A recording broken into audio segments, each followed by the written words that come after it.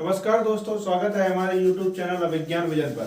दोस्तों, आज हम वर्णमाला पे सेकंड वीडियो लेके आए हैं। जैसा कि आप जानते हो, एक वीडियो हमारा वर्णमाला के ऊपर पहले से आ चुका है। आज हम उसी कड़ी में आगे लेके आए हैं सेकंड वीडियो को। ठीक है, हमने पिछले वीडियो में जीभ के आधार पर जो वर्ण वगैरह उच्चारण होता है, अग्र स्वर, मध्य स्वर और पश्च स्वर, यहाँ तक बात कर चुके हैं। आप उस पर देख लेना जाके अगले पिछले वाले वीडियो में। आज उससे आगे हम बात करेंगे। ठीक है, आज हम बात करेंगे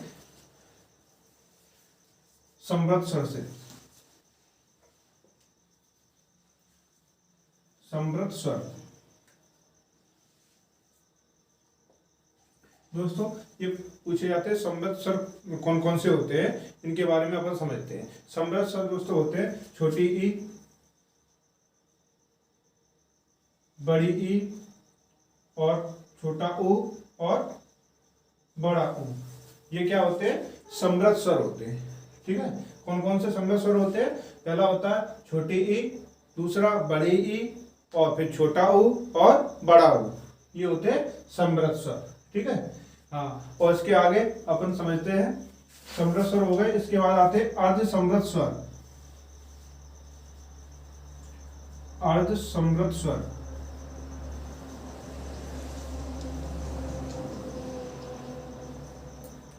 अर्ध समृद्ध स्वर दोस्तों, अर्ध समृद्ध स्वर के बारे में अपन समझते हैं कौन कौन से होते हैं। अर्ध समृद्ध स्वर होते हैं छोटी ए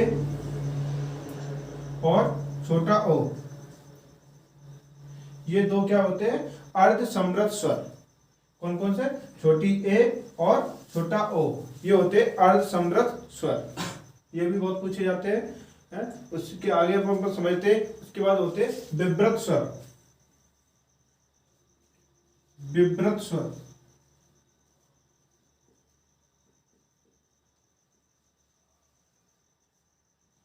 ठीक है, हमसे पूछा जाता है कि विवृत स्वर कौन कौन से होते हैं, तो अपन समझते हैं।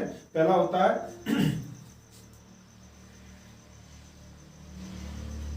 है बड़ा आ और दूसरा होता है बड़ी ए। ये दोनों होते हैं विवृत स्वर। पहला होता है बड़ा आ, दूसरा बड़ी ए। ये क्या होते हैं? विवृत स्वर। इसी कड़ी में हमसे पूछे जाते हैं आगे अर्ध विवृत स्वर के बारे में पूछा जाता है हमसे कि अर्ध विवृत स्वर कौन कौन से होते हैं। ठीक है, तो अपन समझते हैं आगे।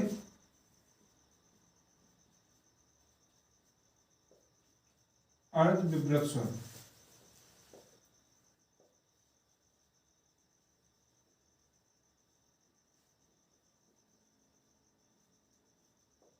अर्ध विवृत स्वर।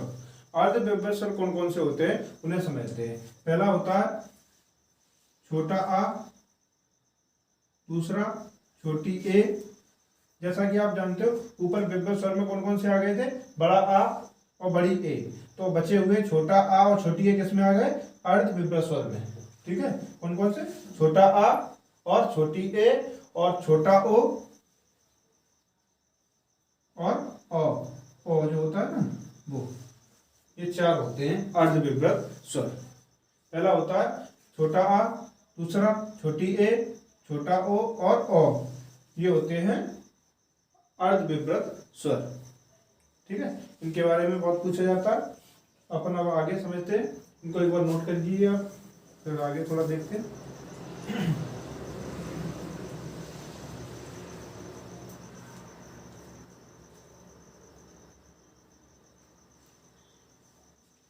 अब आगे अपन बात करते हैं। इसके बाद जो हमसे क्वेश्चन पूछा जाता है, वो पूछा जाता है संयुक्त व्यंजन के बारे में कि संयुक्त व्यंजन कितने होते हैं। ये पहला पूछा जाता है, संयुक्त व्यंजन। हमसे संयुक्त व्यंजन के बारे में पूछा जाता है। तो इनकी संख्या कितनी होती है? 4 संख्या होती है इनकी 4। और कौन कौन से होते हैं वो अपन समझते हैं। पहला होता है 6, दूसरा त्रा, तीसरा ज्ञा और चौथा स्रा। 6, त्रा, ज्ञा और स्रा, ये होते हैं 4 संयुक्त व्यंजन। ठीक है, ये होते हैं संयुक्त व्यंजन।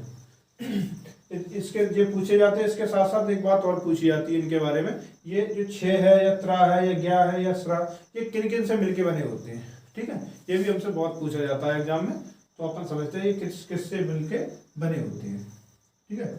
जो हमसे पहले पूछा जाता है कि छे किस किस से मिलके बने होते हैं, ठीक है। तो ये किस किस से मिलके बना होता है, का, आधा का प्लस सा से मिलके बना होता है छे, ठीक है। का प्लस सा, पेट फला जो सा होता है उससे मिलके बना होता है छः, ठीक है। और त्रा की जो बात हमसे करी जाती है, ये किस किस से मिलके बना होता है, तो ये आधा ता प्लस रा, आधा ता प्लस रा से मिलके क्या बना होता है, त्रा, ठीक है। और उससे उसके बाद जो हमसे ज्ञा का बारे में पूछा जाता है, ये किस किस से मिलके बना होता है, तो इसके बारे में अपन जानते हैं, ये है आधा जा प्लस इंगिया, ठीक है। इन दोनों से मिलके बना होता है। और सरा जो है, ये सीटी वाला सा जो होता है उससे और प्लस रा, ठीक है, ये इससे मिलके बना होता है। तो संयुक्त व्यंजन कितने होते हैं, चार होते हैं। कौन कौन से होते हैं, छे, त्रा, ज्ञा और स्रा, ये चार होते हैं। और जो छः के बारे में पूछा जाता है, ये किस किस से मिलकर बना होता है, तो किससे, आधा का प्लस सा, ठीक है। दूसरा त्रा, जो त्रा होता है वो आधा ता प्लस रा से, ठीक है। हाँ, और ज्ञा जो होता है जा प्लस ज्ञा से मिलके ज्ञा बना होता है। और स्रा जो होता है आधा सा सीटी वाला और प्लस रा से मिलके बना होता है, ठीक है। ये होते संयुक्त व्यंजन, ठीक है। हाँ, इसके बाद आगे कभी, हाँ उसके बाद अपन आगे समझते हैं कि इसको एक बार नोट कर लीजिए, फिर हम इसको मिटा दें। हाँ, ये आपने नोट कर लिया होगा। अपन अब आगे समझते हैं, संयुक्त व्यंजन हो गए। इसी के साथ इसी कड़ी में हमसे स्वर के बारे में भी पूछा जाता है, स्वर के बारे में कि स्वर कितने होते हैं। सबसे पहले जो क्वेश्चन बनता है कि स्वर कितने होते हैं, इनकी संख्या होती है 11, ठीक है। इनकी संख्या कितनी होती है, 11 होती है। ये कौन कौन से होते हैं, इनके बारे में अपन समझते हैं। पहला होता है छोटा आ, दूसरा बड़ा आ, छोटी ई, बड़ी ई, छोटी ई और बड़ी ई, ठीक है। छोटा ऊ और बड़ा ऊ। उसके बाद ऋषि वाली री आती है, कौन सी वाली, ऋषि वाली, ऋषि वाली री आती है। इसके बाद क्या होता है, कौन कौन से हो गए, छोटा आ, बड़ा आ, छोटी ई, बड़ी ई और छोटा ऊ और बड़ा ऊ और ऋषि वाली री, ये हो गए, ठीक है। इसके बाद जो आते हैं वो आते हैं छोटी ए और बड़ी ए और छोटा ओ और बड़ा ओ, ये क्या होते हैं, स्वर। इनकी संख्या कितनी होती है, 11। कितने हो गए, 1 2 3 4 5 6 7 8 9 10 और 11 हो गए, ये पूरे 11 स्वर कितने होते हैं, 11। कौन कौन से, छोटा आ, बड़ा आ, छोटी बड़ी, छोटा ऊ और बड़ा ऊ और ऋषि वाली री, उसके बाद छोटी ए और बड़ी ए और छोटा ऊ और बड़ा ऊ, ये क्या होते हैं, स्वर होते हैं, ठीक है। ये स्वर के बारे में हमसे पूछा जाता था। इसके बाद हमसे पूछा जाता है अर्ध स्वर के बारे में कि अर्ध स्वर कौन होते हैं, कौन कौन से होते हैं, ठीक है। अर्ध स्वर हमसे पूछा जाता है, अर्ध स्वर के बारे में पूछा जाता है, अर्ध स्वर कौन कौन से होते हैं, ठीक है। या ऐसे लिखते हैं या फिर अर्ध स्वर, अर्ध स्वर के बारे में से पूछा जाता है कि अर्ध स्वर कौन कौन से होते हैं, ठीक है। तो अर्ध स्वर कौन कौन से होते हैं, वो पहला होता है या और एक वा, ये दो क्या होते हैं, अर्ध स्वर। तो कभी संख्या इनकी पूछी जाए तो इनकी संख्या कितनी होती है, 2। और कौन कौन से होते हैं, पहला होता है या, दूसरा होता है वा, ठीक है। ये होते हैं अर्ध स्वर, ठीक है। हाँ, इसके पहले आप इनको नोट कर लो, तब तक फिर आगे बढ़ते हैं।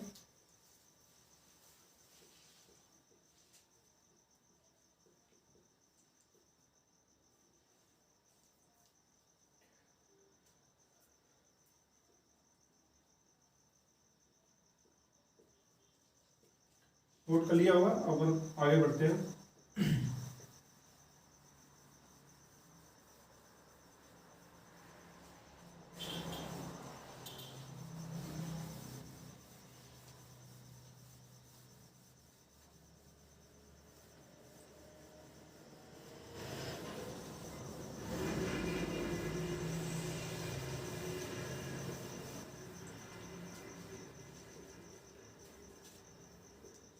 ये आपने बात कर ली यहाँ तक, अर्धस्वर तक। अपन आगे बात करते हैं अर्धस्वर के बाद हमसे जो पूछा जाता है लुंठित।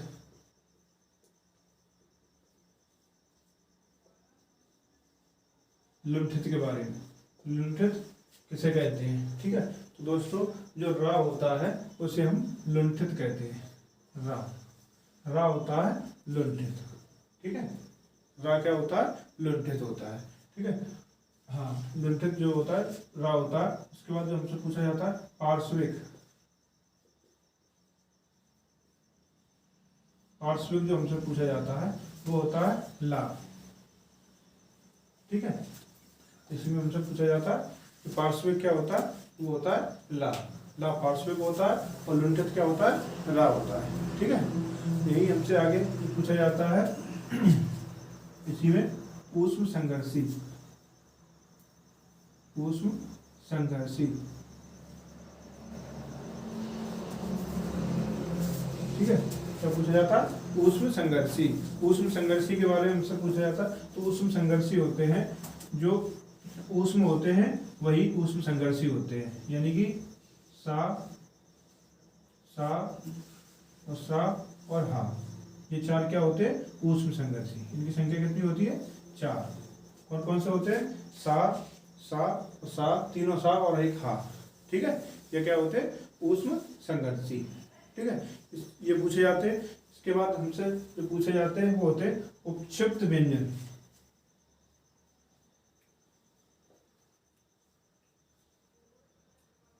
उत्क्षिप्त व्यंजन से उत्क्षिप्त व्यंजन के बारे में पूछा जाता है कि उत्क्षिप्त व्यंजन कौन से होते हैं, ठीक है। तो उत्क्षिप्त व्यंजन दोस्तों होते हैं डा और ढा, ठीक है। कौन से, डा और ढा, ये दो क्या होते हैं, उत्क्षिप्त व्यंजन। इनकी संख्या पूछी जाए, इनकी संख्या कितनी होती है, 2, ठीक है। ये होते हैं उत्क्षिप्त व्यंजन, ठीक है। इन्हें हम द्विगुण भी बोलते हैं, ठीक है। क्या बोलते हैं, इन्हें हम द्विगुण भी बोलते हैं। लिख लेना इनको भी, द्विगुण भी कहते हैं, ठीक है। द्विगुण के नाम से भी जानते हैं इनको, ठीक है। क्योंकि इनकी एक खास बात होती है कि द्विगुण किसे बोलते हैं, उत्क्षिप्त क्यों बोलते हैं, कि इसमें जो नुक्ता लगा होता है नीचे, जो डा और डा में जो बिंदी सी लगी होती है ना, ये क्या होती है, ये फारसी भाषा का होता है। किसका, फारसी भाषा का, ठीक है। और डा और जो डा होता है ये हिंदी भाषा का होता है, ठीक है। इसमें 2 प्रकार की विशेषताएं पाई जाती हैं। इसे द्विगुण इसलिए कहते हैं और उत्क्षिप्त भी कहते हैं, ठीक है। इसे और कई नामों से जानते हैं, वो जब आगे आएंगे तो बताएंगे किन किन नामों से इनको जानते हैं, ठीक है। हाँ, ये हो गया आपका लुंठित हो गया। पार्श्विक, लुंठित कौन सा होता है, रा होता है। पार्श्विक ला होता है। ऊष्म संघर्षी सा और हा होता है। और उत्क्षिप्त व्यंजन होते हैं डा और ढा, ठीक है।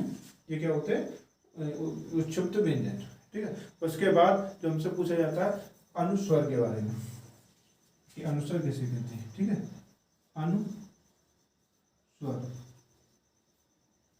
दोस्तों, अनुस्वर होता है कि जो आ होता है, आ के ऊपर एक छोटी सी बिंदी लगी होती है, ये देखो, ये लगी है, इसे क्या कहते हैं, अनुस्वर।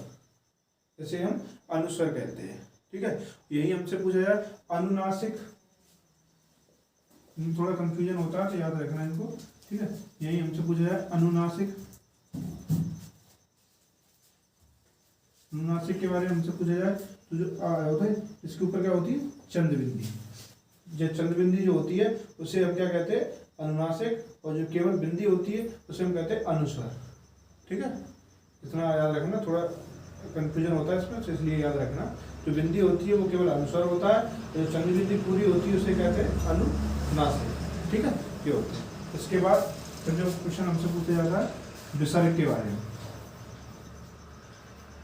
विसर्ग, ठीक है, विसर्ग। तो विसर्ग के बारे में जैसा कि आप जानते होंगे, जो है पीछे जो बिंदी लगती है उसे हम क्या कहते हैं, विसर्ग, ठीक है। ये हमसे विसर्ग के बारे में पूछा जाता है? अपन अब आगे समझते हैं, इसको आप नोट कर लीजिए, फिर अपन आगे बढ़ते हैं।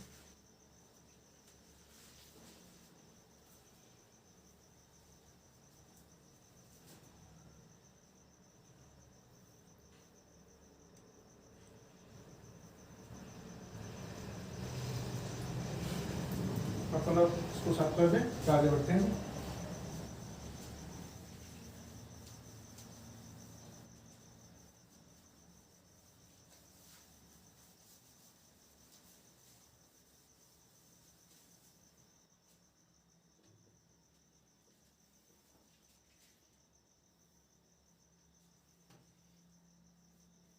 अपन अब आगे बात करेंगे अघोष और सघोष।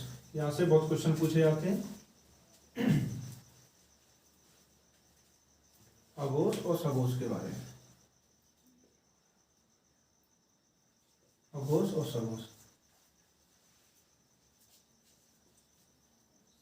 अघोष और इधर सघोष। सघोष को हम घोष भी कहते हैं,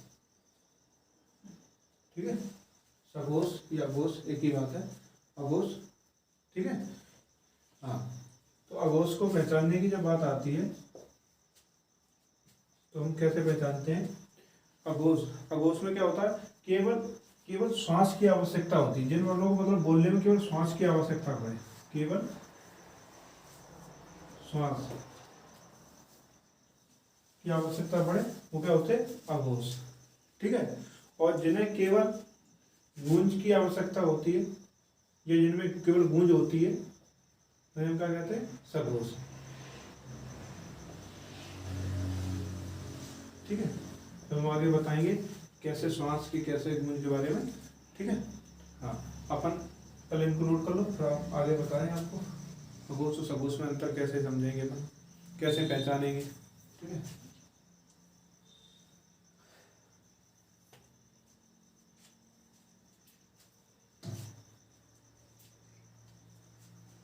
अपन अब आगे बात करें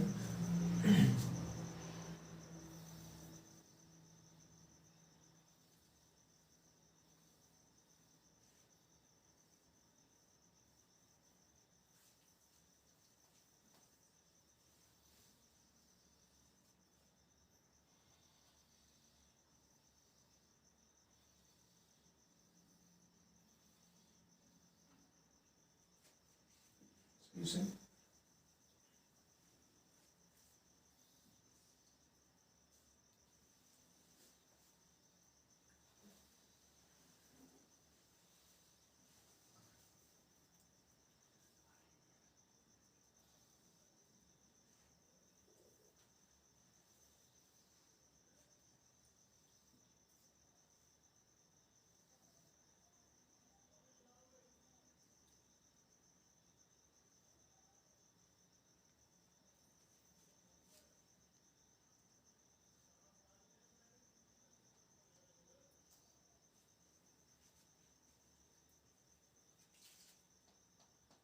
हाँ, ये क्या है, एक ये हाथ का पंजा है, ठीक है। क्या है, अपना जो हाथ है ये, ठीक है, ये अपना हाथ है। ये थोड़ा डायग्राम सही से नहीं बना, आप अपने हिसाब से बना लेना। हाँ, तो ये अपना हाथ का ये पंजा है, ये वाला, ठीक है। तो अपन कैसे इनको समझेंगे अघोष और सघोष के बारे में? तो क्या होता है, सबसे पहले अपन को क्या करना है, का वर्ग के बारे में। का वर्ग की जितनी भी व्यंजन आते हैं, का वर्ग में स्पर्श व्यंजन जो भी होते हैं उनको सबको लिख लेंगे अपन। का,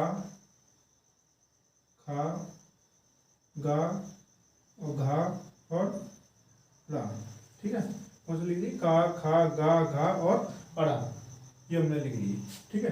का वर्ग के बाद फिर कौन सा आता है, चा वर्ग। चा, छा, जा, झा और न्या, ठीक है।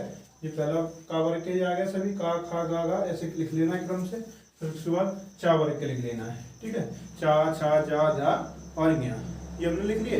इसके बाद चा वर्ग के बाद क्या आता है, टा वर्ग, टा वर्ग, टा, ठा और फिर डा और ढा और अड़ा। ठीक है, तो ये क्या होते हैं, टा, ठा, डा, ढा और अड़ा। ता वर्ग हो गया। ता वर्ग के बाद आता है ता वर्ग, ता वर्ग, ता के बाद क्या आता है, था, ता, था, दा, धा और ना। ठीक है, ये हो गए ता वर्ग के। इसके बाद फिर आता है पा वर्ग, पा, फा, बा, भा और मा। ठीक है, तो ये हुए आपके पांचों वर्ग, का वर्ग, चा वर्ग, टा वर्ग, ता वर्ग और पा वर्ग, ये होते हैं। ठीक है, तो अपन को जानना कैसे है कि ये कौन सा अघोष है या सघोष है, इनके बारे में। तो जो पहले जो वर्ग के पहले और दूसरे वाले, ये पहले दूसरे, ये क्या होते हैं, अघोष, क्या होते हैं, अघोष। और बाकी की जो तीन, मतलब पहली दो उंगली, ये उंगली अपना हाथ है अंगूठा, और ये पहली वाली उंगली, ये दो क्या है, अघोष। ठीक है, और बाकी ये तीन बची हैं ये वाली, वो क्या होती है, सघोष। ये क्या होती है, सघोष। ये पहले दो क्या हो गई, अघोष, और बाकी ये तीन बची हुई क्या हो गई, सघोष। ठीक है, हाँ, किताबों में लिखा होता है किसी वर्ग का पहला या दूसरा क्या होता है, अघोष, और किसी वर्ग का तीसरा, चौथा, पांचवा सघोष, ऐसा बोला जाता है। लेकिन आपको इस तरह से याद रखना है, पहला का और खा वर्ग जो भी होते हैं आगे के दोनों क्या होते हैं, अघोष, बाकी के तीनों पीछे के सघोष होते हैं। ठीक है, हाँ, तो इसके बाद कुछ और यहाँ से क्वेश्चन बनते हैं, उनके बारे में समझते हैं कि जिस ये हो गए। इसके बाद चीटी वाला सा, पेट भरा सा और सा, ये तीनों सा, ये क्या होते हैं, अघोष। ये तीनों क्या होते हैं, अघोष होते हैं। ठीक है, ये तीनों सा क्या होते हैं, अघोष। ये क्या है, ऊष्म वाले हैं तीनों, सा सा सा। इसमें हा हो रहा था ना उसमें, वो हा नहीं है इसमें। ठीक है, वो हा इसमें किस में आएगा, इस सघोष में आ जाएगा, यहाँ आ जाएगा हा, फिर आ जाएगा या, रा, ला और बा, ये क्या होते हैं, सघोष। ठीक है, जो अघोष में क्या होता है, तीनों सा होते हैं, और बाकी सघोष में क्या होता है, हा होता है, और या, रा, ला, बा। ठीक है, ये क्या होते हैं, सघोष। ठीक है, इनको आप नोट कर लीजिए।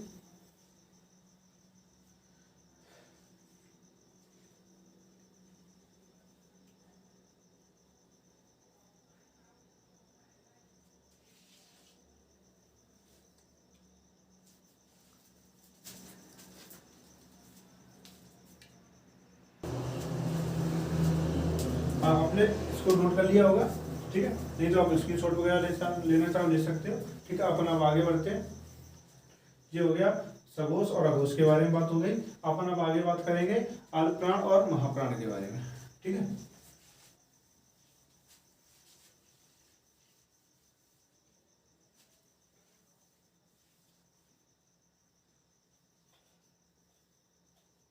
अल्पप्राण और महाप्राण, इनके बारे में बात करेंगे। इनमें क्या होता है, अल्पप्राण और महाप्राण के बारे में, कि इसमें क्या होता है, इसमें कम श्वास की आवश्यकता पड़ती है। ठीक है, और इसमें अधिक श्वास की आवश्यकता पड़ती है। इनको उच्चारण करने में अधिक श्वास की आवश्यकता पड़ती है। ठीक है, इसमें क्या होता है, इसमें इसके बोलते समय, ये अल्पप्राण के बोलते समय क्या होता है, जो अपनी जो तंत्रियां जो होती हैं, तंत्रियां वो झंकृत नहीं होती हैं। तंत्रियां झंकृत नहीं होती हैं। ठीक है, और इसमें क्या होता है, महाप्राण में क्या होता है, इसमें तंत्रियां जो होती हैं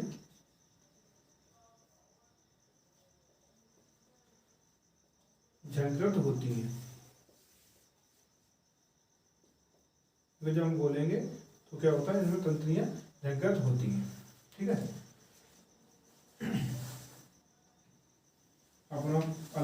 महाप्राण के बारे में अच्छे से डिटेल से बात करेंगे। आपको एक बार ही डायग्राम बनाना पड़ेगा, बार बार नहीं बनाना पड़ेगा। एक बार से आपने अच्छे से अगर बना लिया तो आप एक बार में आपको महाप्राण और अल्पप्राण, सघोष और घोष की अच्छे से जानकारी हो जाएगी। ठीक है। अपन अब बात करते हैं हाँ अल्पप्राण और महाप्राण के बारे में। ठीक है। तो पहला जो होता है इस पर अल्पप्राण लिख लो आप, अल्प, दूसरा महाप्राण, ठीक है, फिर अल्पप्राण, फिर महाप्राण, फिर अल्पप्राण। ठीक है, ऐसा होता है एक एक छोड़ के। पहले अल्प, अल्प मतलब छोटा, छोटा जो होता है उससे पहले रखा जाएगा। ठीक है, अल्प, फिर बड़ा आएगा महाप्राण, फिर अल्पप्राण, फिर महाप्राण, फिर अल्पप्राण। ठीक है, तो शुरुआत अल्प से होती है और अंत भी अल्प से ही होती है। ठीक है। हाँ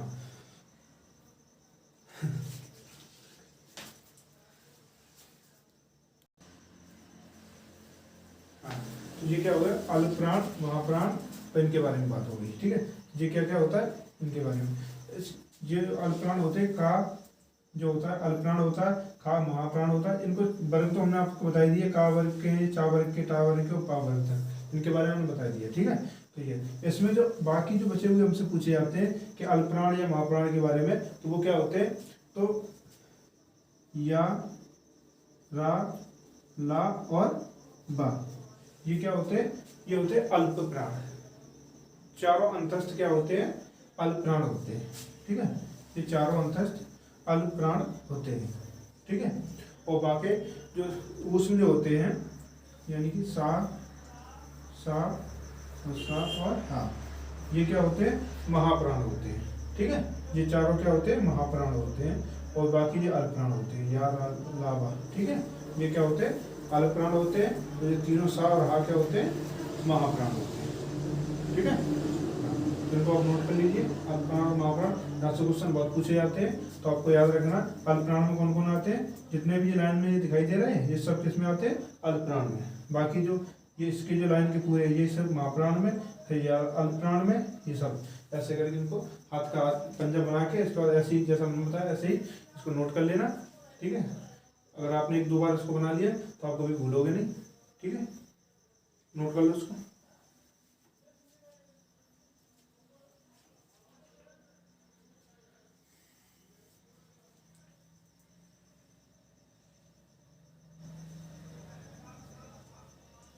अपन अब आगे बात करते हैं।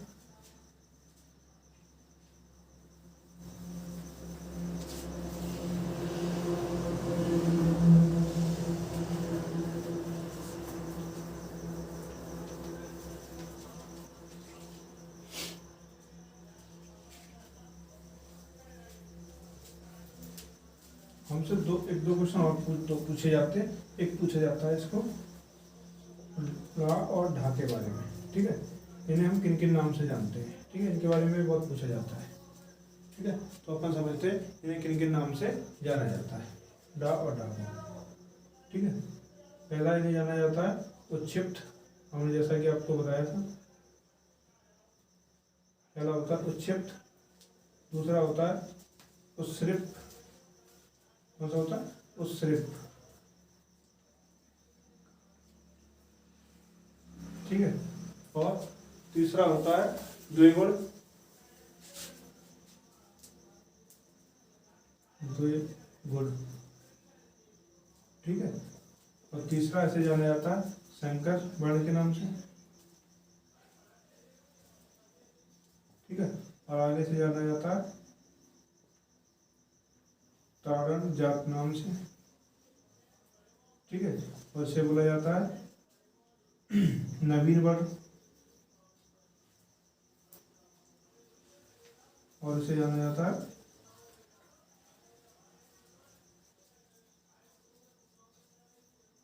आधुनिक वर्ण के नाम से। ठीक है, इन्हें इतने नाम से जाना जाता है। इनके बारे में पूछा जाता है कौन सा तारण जात है, कौन सा संकर है, ऐसे करके पूछा जाता है। इसको आप नोट कर लो।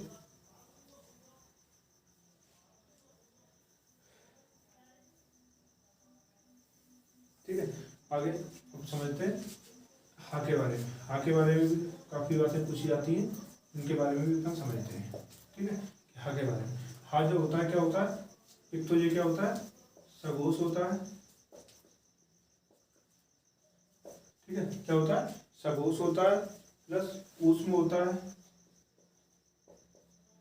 ठीक है। कौन सा होता है, सघोष होता है, ऊष्म होता है, ऊष्म संघर्षी होता है, ऊष्म संघर्षी होता है, ठीक है। कौन कौन से हो गए, ये हो गए सघोष हो गए, ऊष्म हो गए, ठीक है, ऊष्म संघर्षी हो गए, ठीक है। उसके बाद ये क्या होता है, महाप्राण होता है, ठीक है, कौन सा महाप्राण होता है। वैसे ही स्वर, स्वर यंत्री भी इसे ही बोलते हैं, स्वर यंत्री, ठीक है। वो क्या बोलते हैं, स्वर यंत्री भी इसे बोलते हैं। जैसे काकल्य वर्ण भी बोलते हैं, काकल्य, ठीक है। वैसे ही कंठ वाला भी वर्ण बोलते हैं, ठीक है। ये इसके कुछ नाम से इस विशेषता से जानते हैं, इसके बारे में बहुत पूछा जाता है, ठीक है।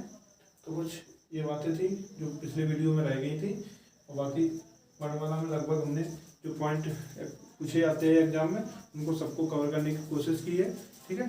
अगर कोई पॉइंट वगैरह अगर लगा, आपको लगे कोई छूटा हुआ है, तो आप हमें कमेंट करके बता सकते हो, ठीक है। अगर आपको अच्छा लगता है तो दोस्तों के साथ शेयर भी कर लिया करो, ठीक है। ठीक है, नमस्कार।